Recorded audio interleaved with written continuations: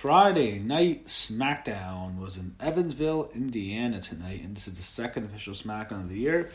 And we start off with Miz TV. Miz is in the ring. He welcomes us to the show, and he brings out his guest for the night, and it is none other than the returning John Morrison. And it's been 8 years now since Morrison been in the WWE. And the last time he appeared was against The Miz. I still remember it. It was a 2011 Raw.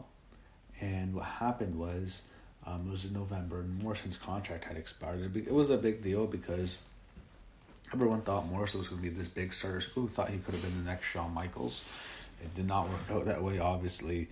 And what happened was, Morrison had a match against The Miz, and I think it was some sort of false count anywhere match or a last man standing match on Raw. Miz won. He destroyed Morrison, gave him a skull crushing finale on the stage, and that was after they had a long history together. They had that tag team in 2008, and they were a very good team. I remember they were really good. They used to have this show called The Dirt Sheet.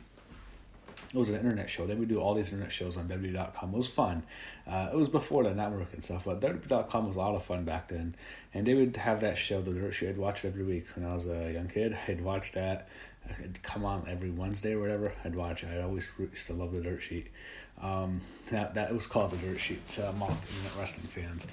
And they were a really good team. I thought they were an entertaining team. And they when they broke them up, they had a good year, almost 2 years actually. Actually no, a year and a half. About a year and a half run. They were a fun team. I liked John Morrison in the middle of the team in 2008, early 2009, and of course, it was strange because everyone. They were a team. Morrison was the star. Miz was the second guy. Everyone was thinking for sure Morrison's going to be a big star. Miz, it did not end up that way. Obviously, the complete opposite. Anyways, he has him on the show. He talks to him, and Morrison talks about his return at the Rumble, and he was going to have this big entrance. He kind of take a shot at Roman Reigns. When he said I remembered that because he took a shot at Reigns on Twitter a few years ago or something, and I remember Rikishi got really mad at him on Twitter, started calling him out. So Morrison talks about how he's angry at what happened to The Miz's family, and he rips into the fans for cheering "You suck" against The Miz, and he's unhappy with this whole Bray Wyatt situation. As I've said on numerous occasions, I think The Miz is going to cost Daniel Bryan the title match at the Rumble. I think Daniel Bryan's going to have The Fiend beat or something. Miz comes in, screws Daniel Bryan, and The Fiend retains the WWE Universal Championship at the Rumble. That's how it's going to go. Eventually, interrupted by the New Day, it's Kofi and Big E. Still kind of miss Xavier. I like Xavier the best of the three, to be honest. I just find him to be a really likable guy. Anyway, Kofi says he would have more respect for The Miz if he had a bad day. All of us had bad days, but he's not respectable. Miz rips into Kofi. Matt mocks him for lasting 6 seconds, and Kofi reminds him it was 8 seconds.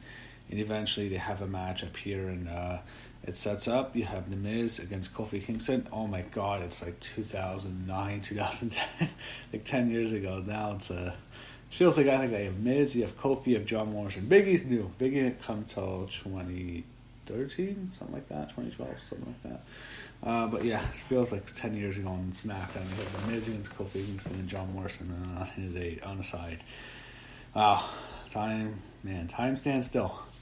Anyway, this was fun. You kind of knew The Miz was going to win, so we go to a commercial. This whole thing took about half hour into the show. Eventually what happens is John Morrison comes off the steps, he attacks Big E, and eventually he distracts Kofi, and the Miz hits a skull-crashing finale to Kofi Kingston. 1, 2, 3, Miz defeats Kofi Kingston. They go to Firefly Funhouse, where Bray tells him not to be scared. This goes on for a little bit. Crowd promo on Daniel Bryan. You're like, not a huge fan of this promo. It's kind of boring. I'm not so interested in the match. And we know who's going to win. That's the problem. We know Daniel Bryan's not going to be defeated. So obviously Roman Reigns and defeated at WrestleMania. So we go backstage and we see... And when we see Mandy, she obviously looks great, as she always does. But Song is there, and they're backstage, and Mandy's holding a big box, a big cake box. And it's obvious she has a cake for Otis. It's pretty apparent. Sonya Deville talks about how things are going to turn around with her and with Mandy's corner in the mat, and Mandy's corner for the match. Mandy says she has to take care of something, and she opens the box, and she faces Alexa Bliss later. Elias is in the ring, terrible promo. I don't care about this shit. So we show Otis, they show Otis in the back, and Tucker says he knows why how Otis feels about Mandy, but he has to focus on his match. All of a sudden, Mandy Rose steps into the frame, and she says, well, she apologizes for what happened with Dolph a couple weeks ago, and she had to apologize to Otis, and she wants to make it up to him. And she shows him a big cake that says "I'm sorry" on it, and Otis loves it. He's surprised and happy, and Mandy goes for her match against Alexa Bliss. We go to commercial. Alexa Bliss comes out with Nikki Cross, and Alexa Bliss looking gorgeous, as she always does. I think she's probably the cutest chick I've ever had. She's adorable. She's so tiny. She's like one of those girls she's that really beautiful blonde girl who's short, just cute and gorgeous, and blue eyes and blonde hair, and beautiful smile. Who doesn't love Alexa? And Mandy's her opponent. Mandy's the more of the blonde, who's the more exotic one. Has a smoking hot body. Alexa's a great body too, by the way, too. Alexa's ass is the best. Toni Storm. I'm sorry. I think Toni Storm has the best one. It's between Alexa, Mandy, and Toni for the best ass. But Alexa looks great. I'm thinking to myself, two chicks look like this probably belongs on Pornhub. To be honest, Alexa Bliss and Mandy Rose, two best looking chicks in the company. Nikki Cross is with Alexa. Sonya is with Mandy, and I really would have loved them in the ring rope before Alexa started wrestling. Anyways, here we go. They've had a few matches before. I think Alexa won the last one. Mandy won this one. It was okay for a while. They have a decent matchup.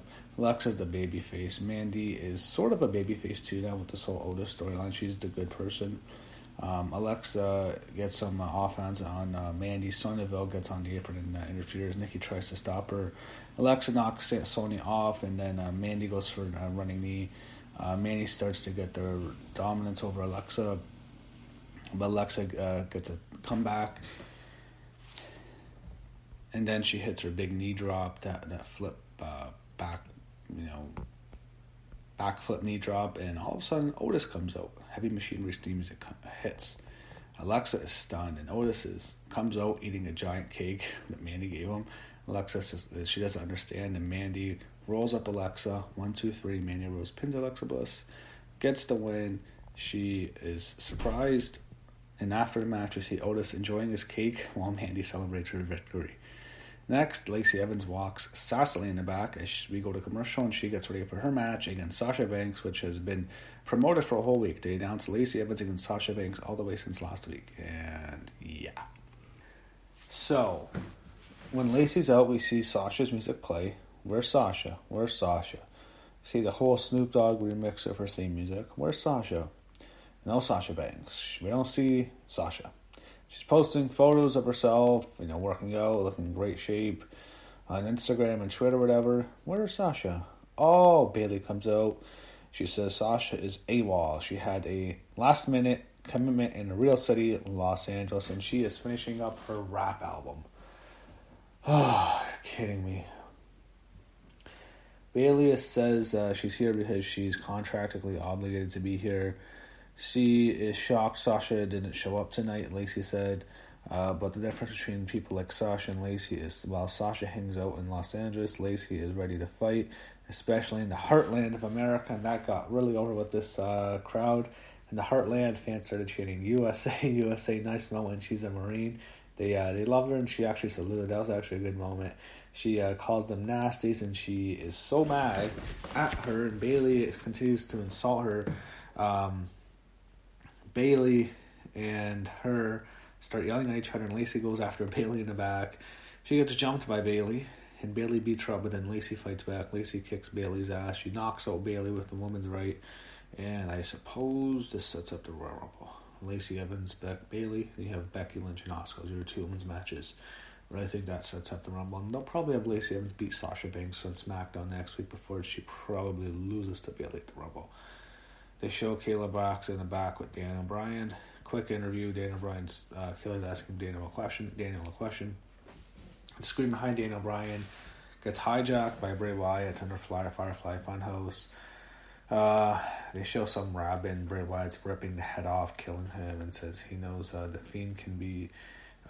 He knows the Fiend that wants you to think he cannot be hurt, but Daniel says he knows the Fiend can be beat and can be hurt. They showed Ramblin' Rabbit, practically being killed. So Bray says, "Let me in." Next we go to Braun Strowman and Shinsuke Nakamura. This sucked. Who cares about this? This was shit. This is a non-title match. I hated this match. It was a piece of shit. I don't care about Braun Strowman. I don't care anything he does. He beat Nakamura. He holds up the title belt after he won. He already beat him. And then after the match, I think it was Sami Zayn took the title from Braun. So it probably sets up Nakamura and Braun at the Royal Rumble. Sheamus promo. Don't care about this. Daniel Bryan sees a box in his locker room and he opens it. He doesn't know what it is, and it's Ramblin' Rabbit with his half of its brain eaten, which is actually pretty damn gross. That was kind of crazy. Roman Reigns makes his way to the ring. Says 2019 was a blessed year. If you see SmackDown, you know what the deal is. You know what the problem is. The Usos come out and they say it's great to be back. Jay says it's been a real rough last 5 months, and boy, has it have been tough. It's more for Jimmy than Jay. I think Jay got in trouble once, but Jimmy got a lot of trouble. Him and Jeff Hardy, man, they had rough 2019. Damn, that was not good. Anyway, Corbin comes out and he challenges him to a match. Reigns challenges him to a match, and what you have is a tag team match. Actually, it sets up Jimmy and Jay against Dolph Ziggler and Baron Corbin as the main event. Okay, matchup here.